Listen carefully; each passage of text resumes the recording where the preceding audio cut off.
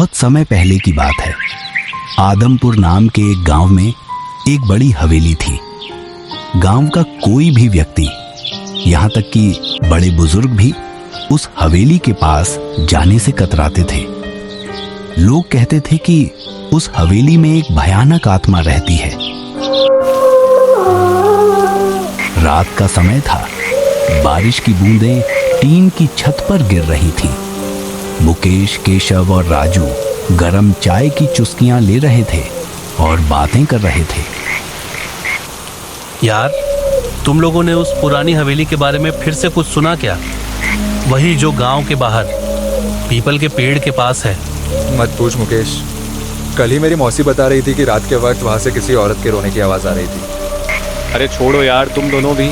हवेली ववेली कुछ नहीं होता, ये सब अफवाहें हैं। अरे नहीं राजू, ये बात मैं भी पहले मजाक समझता था, लेकिन एक बार मैं खुद वहाँ गया था।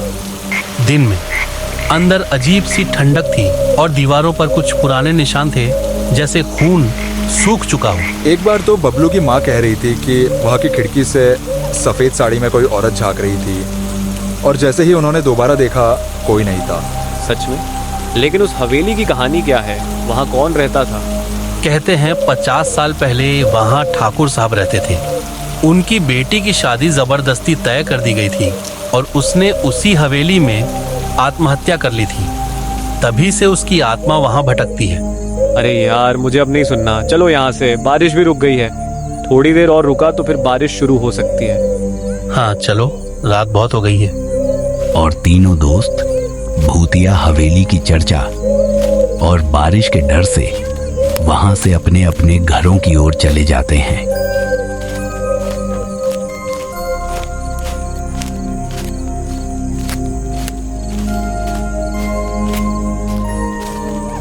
मुकेश और केशव का घर रास्ते में ही आता है। ठीक है राजू, हमारा घर तो आ गया, अब हम चलते हैं। ठीक है केशव, तुम लोग जाओ, मैं भी निकलता हूँ। पर तुम्हारा घर का रास्ता तो उस भूतिया हवेली से होकर जाता है ना? हाँ भाई, लेकिन अब क्या करें, यही सबसे छोटा रास्ता है। ठीक है, अब मैं निकलता हूँ, कल मिलते हैं। रास्ते के किनारे एक पुराने पेड़ के नीचे उसे एक खूबसूरत लड़की दिखाई देती है। राजू थोड़ा रुकता है, फिर हिम्मत करके लड़की के पास जाता है। आप यहाँ इस वक्त अकेली? क्या हुआ आपको? मैं रास्ता भटक गई हूँ। मुझे अपने गांव जाना था, लेकिन अंधेरे में रास्ता नहीं सूझ रहा। आप कहाँ से आ रही है? ये रास्ता तो हवेली की ओर जाता है। मैं वहीं से आ रही हूँ। हवेली के पास ही एक छोटा गांव है। मेरा घर वहीं है। हवेली के पास? पर वहाँ तो कोई गांव नहीं है। राजू थोड़ा हिचकिचाता है। हवेली के पास गांव उसने तो कभी सुना नहीं था, पर लड़की की मोहक आवाज उसे सोचने पर मजबूर कर देती है। शायद मैं पुरानी बात कर रही हूँ। अब तो सब बदल गया है। मैं बस घर जाना चाहती हूँ। क्या आप मेरी मदद करेंगे? मुझे वहाँ गांव तक छोड़ सकते हैं? लड़की की आंखें राजू की आंखों में गहराई से देखती हैं।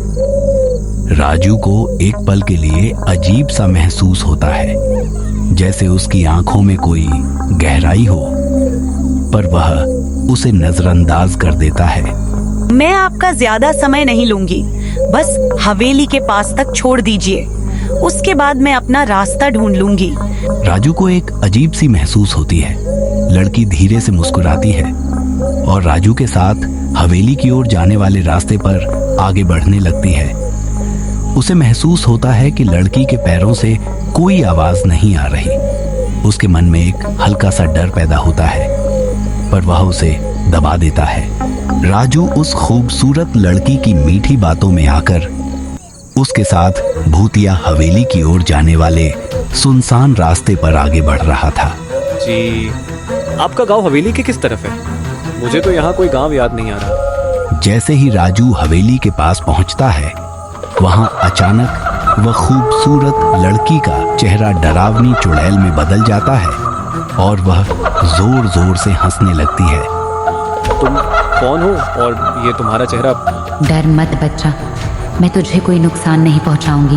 मैं वही हूँ जिसे तुम सब चुड़ैल कहते हो। मेरी आत्मा इस हवेली में भटक रही है। कई सदियों से मुझे मुक्ति चाहिए।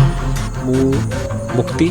मैं क्या कर सकता हूँ? मेरी आत्मा इस हवेली की दीवारों में कैद है। मुझे यहाँ से आज़ादी चाहिए।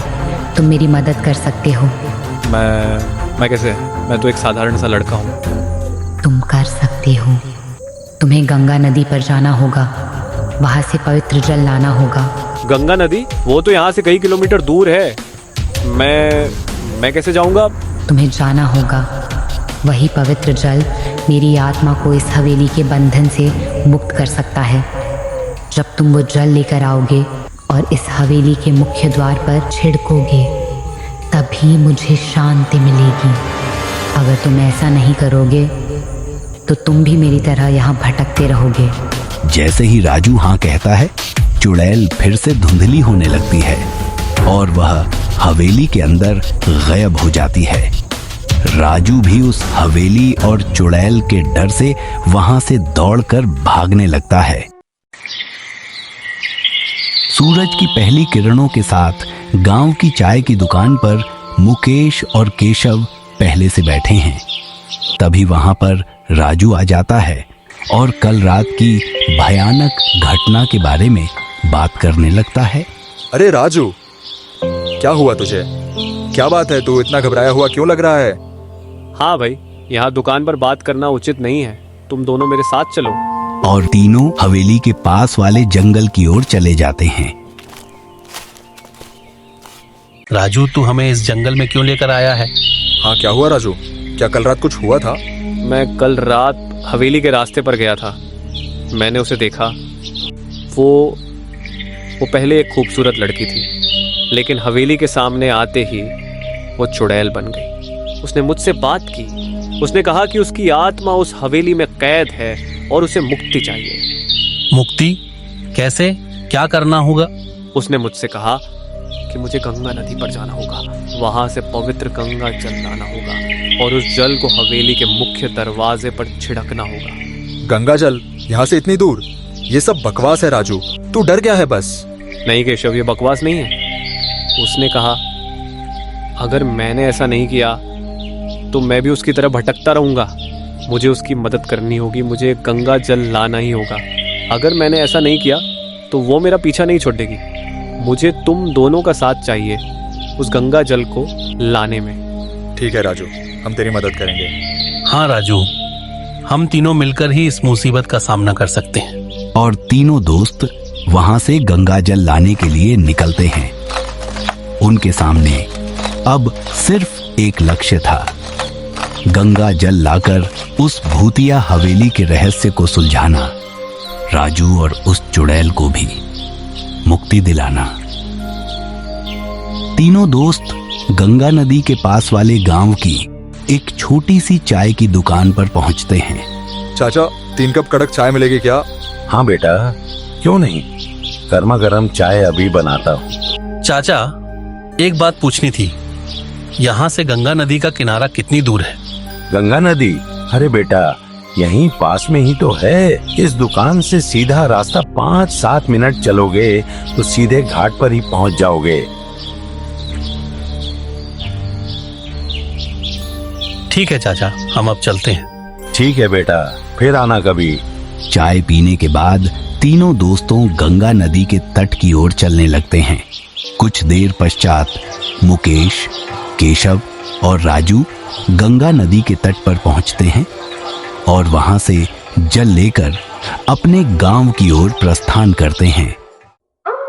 तीनों दोस्त रात के अंधेरे में गांव पहुंचते हैं और गंगा जल का पवित्र जल लिए उस भूतिया हवेली की ओर बढ़ाते हैं।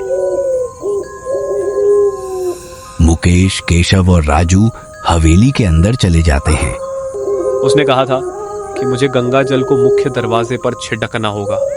ठीक है, हम दोनों तेरे साथ हैं। बस हिम्मत मत हारना। राजू कांपते हुए गंगा जल को उठाता है। तभी हवेली के अंदर से वही चुड़ैल जिसकी चेहरे पर भयानक दर्द और गुस्सा दोनों थे। आ गए तुम, मेरा इंतजार खत्म हुआ। अब तुम्हें कोई नहीं बचा सकता। तुमने मुझसे वादा किया था कि अगर मैं गंगा जल लेकर आऊंगा तो तुम हमें छोड़ दोगी। वादे? यहाँ कोई वादे नहीं होते। अब तुम तीनों हमेशा के लिए मेरे साथ रहोगे। चुड़ैल राजू की ओर तेजी से बढ़ती है। जैसे ही वह उसके पास पहुंचती है, गंगा जल चुड़ैल की ओर छिड़क देता है। जैसे ही गंगा जल की बूंदें चुड़ैल के शरीर पर पड़ती हैं, वह तेज रोशनी में चमकने लगती है। नहीं, यह क्या किया तुमने? मैं अब कभी मुक्ति नहीं हो पाऊंगी। चुड़ैल को यकीन नहीं हो रहा था कि उसकी आत्मा अब मुक्त होने वाली है।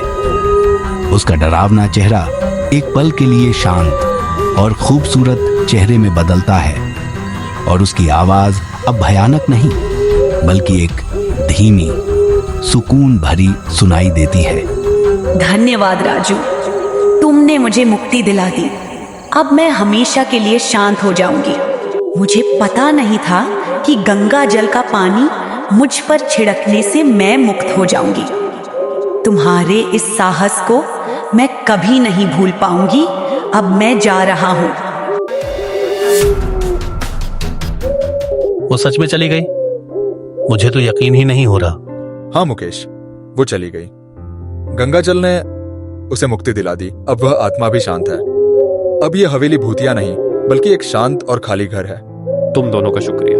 अगर तुम दोनों मेरा साथ नहीं देते तो मैं अकेला यहाँ कभी नहीं आ पाता और मैं हमेशा उस चुड़ैल की धमकी में जी रहा होता। उस रात उन्होंने सिर्फ एक चुड़ैल को मुक्ति नहीं दिलाई थी बल्कि अपनी दोस्ती को भी एक नई ऊंचाई दी थी। वे धीरे धीरे हवेली से दूर चल पड़ते हैं, एक नई सुबह का इंतजार करते हुए।